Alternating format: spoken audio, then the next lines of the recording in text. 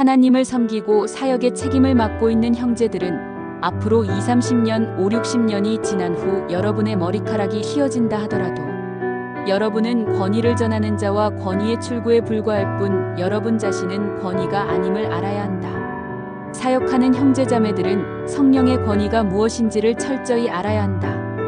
단지 우리의 영이 훈련과 배움을 가졌고 우리의 영이 남보다 조금 더 예민하고 빛이 조금 더 많고 우리가 하나님의 기본적인 원칙을 조금 더 만졌고 우리가 하나님의 말씀에 익숙하며 성령의 권위가 남보다 더 쉽게 우리 몸에서 나타난다는 것뿐이다. 우리는 형제자매들을 권위로 다스리는 것이 아니라 권위로 그들을 섬기는 것이다. 하나님 앞에서 우리는 성령의 권위의 출구가 되어 형제들을 공급하기를 배워야 한다. 요즘 나는 한 가지 일을 보았다. 교회 안에서 성령이 완전한 권위를 얻으려면 아무 장애 없이 온몸이 자유롭게 움직일 수 있어야 한다. 모든 사람이 성령의 권위 아래 굴복할 때 성령이 어떤 사람을 사용해도 몸 안에 장애물이 없다. 몸이란 무엇인가?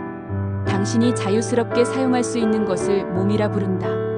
몸은 다툼이 없고 어려움이 조금도 없고 어떻게 시키든 그대로 하는 것이 바로 몸이다. 당신과 다투는 것은 몸이라 칭하지 않는다. 한 지방에 교회가 나타날 수 있는지의 여부는 성령께 순종할 수 있는지를 보아야 한다. 이런 순종이 나타날 때 교회가 나타나게 된다. 만일 어떤 형제가 자기를 조차 말하고 결정하기를 좋아한다면 그것은 성령의 권위를 파괴하고 그리스도의 몸을 파괴하고 교회를 파괴하는 것임을 기억하라. 그러므로 그 지방에는 교회가 없는 것이다.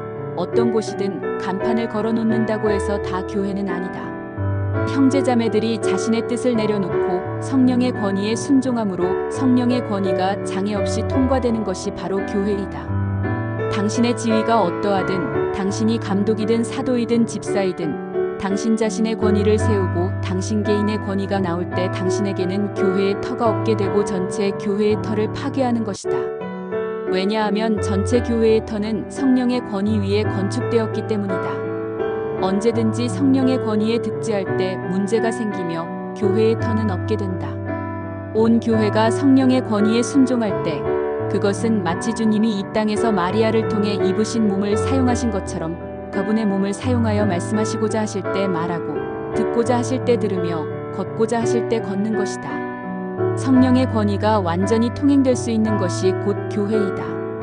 우리는 교회 안에 두 가지 큰 보물인 성경과 성령이 있음을 인해 하나님께 진실로 감사드린다. 우리가 성경을 주에 깊게 보지 않고 성경을 우리 발 앞에 등불과 우리 길의 빛으로 삼지 않고 우리가 두렵고 떨림으로 성령의 권위에 순복하지 않고 매 순간 깨어 기도하지 않고 오류에 빠지는 것을 두려워하지 않는다면 우리는 너무나 가련한 상태에 있고 매우 깊은 흑암 가운데 있는 것이다. 우리는 주님의 발 앞에 엎드려 주님께서 우리를 비추시기를 구하고 우리를 지키시기를 구해야 한다. 성경에 부합되지 않는 것은 무엇이든지 거절하고 성경에 부합되는 것은 무엇이든지 받아들이며 성령의 권위에 순복하고 자기의 주장대로 하지 않고 자기의 생각대로 하지 않고 자기의 뜻대로 하지 않고 자기 육체의 선호를 따라 사람들을 가르치거나 하나님을 섬기지 않아야 한다.